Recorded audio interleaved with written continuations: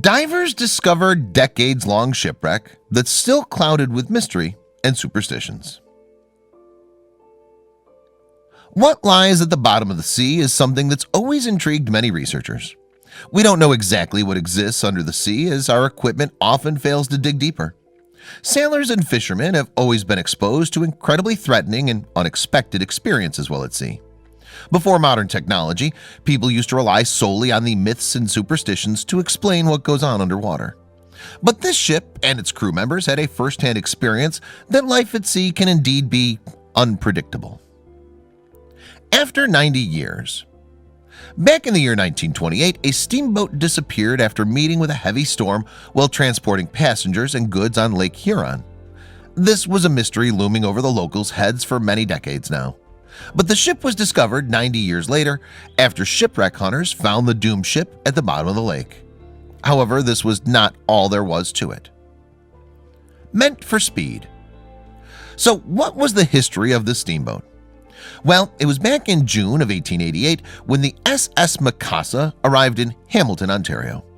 This steamboat had been built that very same year by William Hamilton and Company in Glasgow, Scotland.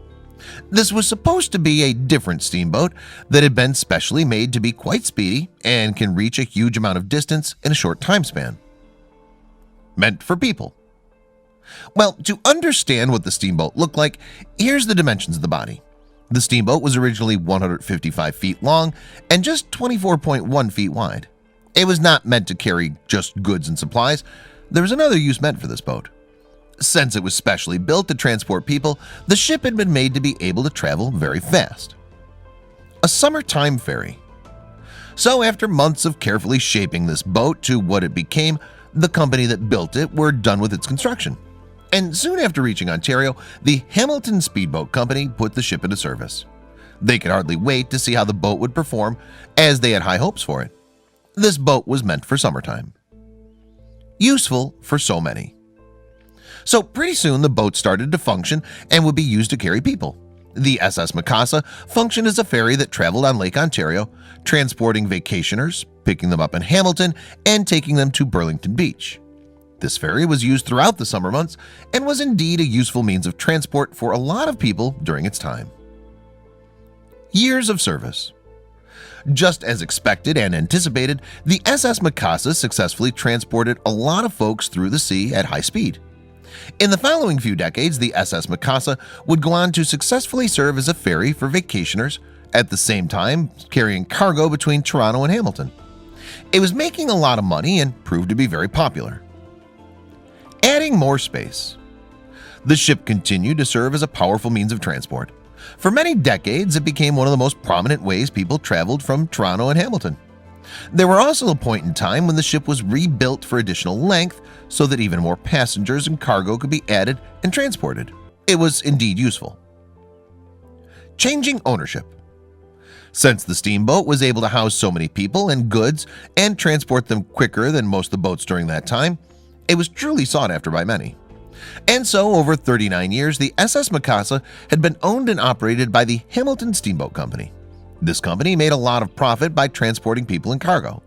But then a change came. Some more changes. Even though the SS Mikasa was at the height of its popularity, a change came soon. By the time the year 1928 came, the SS Mikasa was sold by the Hamilton Steamboat Company. So who ended up buying it? Well, the ship went to the Owen Sound Transportation Company. They decided to give the boat a new name and rebrand a little. Getting another name. And so after being bought by the new owners, the Owen Sound Transportation Company decided to make a few changes of their own with the ship. And so after the change in ownership, the ship was renamed the SS Manaslu. After this, the steamboat was soon transported from Lake Ontario to Lake Huron. There were other changes that followed too. New territories. So when the ship was taken to Lake Huron, the Manaslu was given a brand new responsibility. What was the new job? Well, the ship was now made to do daily runs on Lake Huron between Manitoulin Island and the Sault Ste. Marie area, which was also named the Sioux. This was a brand new journey for the ship that had been in service for over 3 decades now. A new lake. And so, if you're curious to know why the ship was given this name, Well, there's a perfectly good explanation. The ship's new name actually has meaning behind it. You see, the name Manassu was a combination of the two new destinations it would travel across. The owners thought the name fit the ship better than its previous one. An exciting time. And so, after being taken over by the new owners, the ship had a brand new name and a brand new destination. When new owners moved the vessel to Lake Huron from Lake Ontario in 1928, they changed the name to Manassu. Maritime historian Chris Cole had revealed in a statement he gave when he was interviewed. It was an exciting time for the ship indeed. A successful year. And so when the ownership changed, it was time when the Manassu was having so many things to look forward to. There are even higher hopes for the ship than there were in previous years of being in service. As expected, during the first season of its service under new ownership, the ship indeed enjoyed great success. Everything was looking up for the ship. Good luck flips. But even though so much success was tasted in its first season of service, the ship soon caught up with dark times. Something terrible happened to the ship while on a trip in early September of 1928. When the records were checked, the ship was supposed to be traveling from Canada's Manitoulin Island to ship a huge amount of cargo. The final voyage. The ship was experiencing such an exciting time where so much success followed. It was on high demand, getting so many tourists and travelers, plus shipping cargo back and forth. This ship was, at the time, 178 foot and had been carrying 21 crew members and passengers. Little did the crew know that it would be the final voyage. More weight. And to add to all that was carried already, the ship also carried a cargo of 116 cattle and a pristine 1927 Chevrolet coupe. The ship was used to carry all these and was estimated to have taken very little time to get to its destination. And so all in all, the cargo that the ship had on board was estimated to weigh about 60 tons. This was a heavy load indeed. Valuable cargo. And so for a ship meant to transport people and cargo, it was a little different to carry livestock on board. So who was the owner of the cargo of cattle and the Chevrolet coupe? Well, all these belonged to Donald Wallace. He was one of the passengers on the ship that trip. He was a businessman who had made quite the plan for himself and his business. His reason and plan.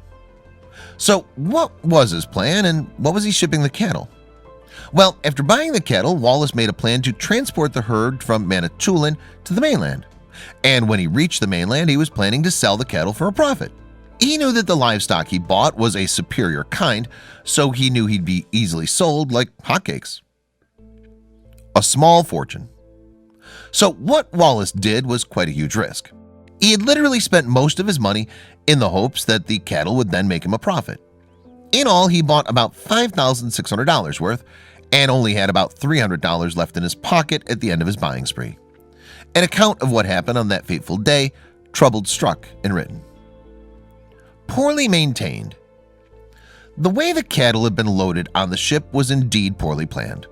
The cows he'd taken with him were loaded onto the main deck into 4 pens. There was enough space for these cows to turn around, which was a terrible thing to do. They had not made sure the cows were properly maintained. Hence, there was bound to be an accident.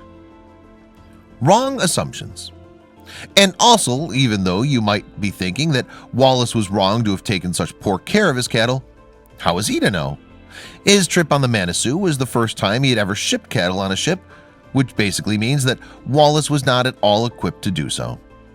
This was Wallace's first experience to transport cattle by boat, the account revealed. The details regarding Wallace. The account further explained, he noticed that unlike transport by railway cars where the bedding was hay, bedded on the Manassu was sawdust.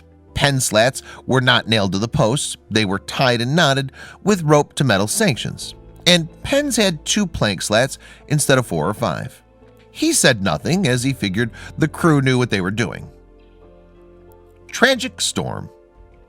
So as the time came for the ship to start its voyage, no one expected things to go wrong. They all assumed that the journey would go smooth. Then the Manassu and the precious cargo left Manitoulin Island as of September 14th, 1928. The ship was on its way toward Owen Sound, but unfortunately, the ship met with a raging storm. Quickly sinking. And this was not a pretty storm.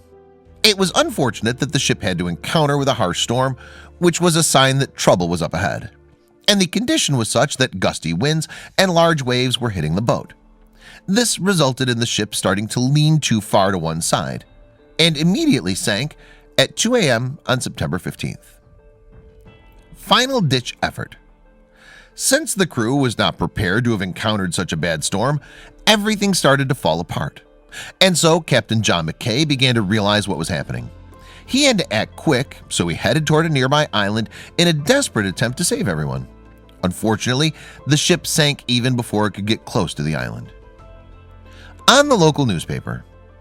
And so there was no chance for the captain to have been able to save the ship, as the sinking was so immediate. The events that followed happened within approximately 3 minutes. Firstly, the captain realized that something was very wrong, sent the first mate below to find out what was happening. A local newspaper had posted regarding the ship in 1928. Out of hope. This was such a devastating time for the people on board, as there was uncertainty as to whether they'd make it or not. The captain tried his best to come up with a plan to save everyone on board. Before the mate got back on the bridge, the captain had swung the wheel towards land, hoping to beach the ship on the island, the article later explained. The harrowing details. But nothing seemed to have made a difference to fix the problem. Everything came crashing down in a matter of minutes. Before any headway was made, however, the engine stopped. Water pouring into the engine room had put out the fires. The mate, on getting back on deck after seeing that the ship was doomed, ordered the lifeboats lowered, the article described. The survivors. And before the crew could do anything, the damage done was already too much. They were able to lower just one lifeboat. Since the ship sank within just 3 minutes, they could only get one lifeboat. So in the end, the crew was not able to save everyone and everything on board. So, who survived? The captain, 4 sailors, and 1 passenger, Donald Wallace, were the only ones left alive. Another death. And after the terrible accident took place, the group had to be forced to drift in the life raft for 60 hours before they could be helped. They were fortunate because they were finally saved by a passing steamboat. But during this time, there was yet another tragedy that struck. One of the survivors, Chief Engineer Thomas McCutcheon, passed away due to exposure to the elements. The rescue mission. The sinking of the Manitou was indeed a tragic moment of grave proportions. There were quite a few rescue teams that went to look for survivors. No quest devoted to saving of human lives was ever carried out more unselfishly and more faithfully. A local historian, William Fox, had stated regarding this incident in 1952. To the deep regret of all who were engaged in it, not another survivor of the disaster was found. After 90 years. There have been countless superstitions on the topic of this unfortunate happening. The location of the sunken ship was also a mystery for a long time. In 2018, maritime historian Chris Cole and shipwreck hunters Ken Merriman and Jerry Eliason found the ship 200 feet underwater. In the past 90 years, the ship had remained untouched at the bottom of Lake Huron off the coast of Griffith Island in Ontario. A unique discovery. The discoverers found the car located in mussels, but there was absolutely no sign of animal or human remains. It's very rare to see an automobile on a shipwreck, Cole explained. The very unique thing about the wreck of the Manitou is that it sits on the lake bottom at the very same dramatic angle at which it sank, Merriman further stated. The stern is embedded up to its railing in the soft bottom, while the bow points up towards the surface, rising high above the lake bottom. Was it cursed?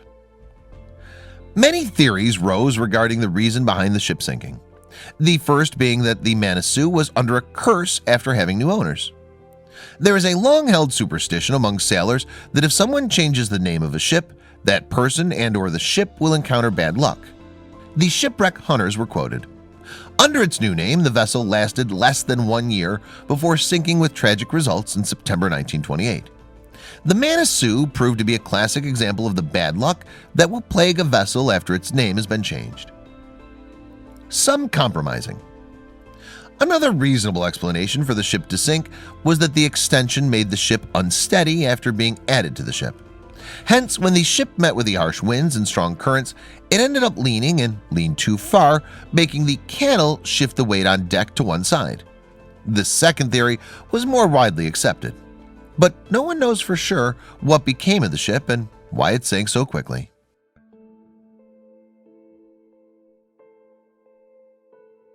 Check out these other videos from Let Me Know. If you haven't made the move to subscribe to our channel, all you need to do is click on that red subscribe button. Thank you for watching.